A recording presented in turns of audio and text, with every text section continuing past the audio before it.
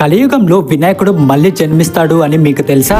మనందరికి తెలుసు కలియుగంలో విష్ణువు కల్కి భగవానుడిలా జన్మించి 7 మంది అమరుల సాయంతో కలిని అంతం చేసి కలియుగాన్ని ముగిస్తాడని. కానీ మీకు తెలుసా గణేశుడు కూడా కలియుగ అంతంలో ధూమరకేతు అవతారాన్ని ఎత్తుతాడని. ఈ ధూమరకేతు అవతారం గురించి గణేశ పురాణంలో చెప్పబడింది. ఈ అవతారంలో గణేశుడి చేతిలో ఒక ఖడ్గాన్ని పట్టుకొని నీలిరంగు గుర్రం మీద వస్తాడు. ఆయన శరీరం నల్లగా బూడిదతో కప్పబడి ఉంటుంది. అందుకే ఆయనని ధూమరకేతు మరియు ధూమరవర్ణ అని పిలుస్తారు. ఆయన శరీరం నుండి నీలిరంగు అగ్ని వెదజల్లుతూ ఉంటుంది. ఎప్పుడు శాంతంగా ఉంటూ ఆడుకునే గణేశుడు ఈ అవతారంలో క్రూరంగా కోపంగా ఉంటాడు. ఈ అవతారంలో ఆయనకి ఎన్నో మహనీయమైన శక్తులు ఉంటాయి. ఆయనకు కావాల్సిన సమయంలో కావాల్సినన్ని అస్త్రాలను మరియు కావాల్సినంత సైన్యాన్ని తయారు చేయగలడు. ఈ అవతారానికి ముఖ్యమైన కారణం ఏంటి అంటే అభిమానసుర అనే క్రూరమైన రాక్షసుడిని చంపాలి అని. అభిమానసురుడు మనుషులలో ఉండే అహంకారం వల్ల పుడతాడు. అలాంటి రాక్షసుడి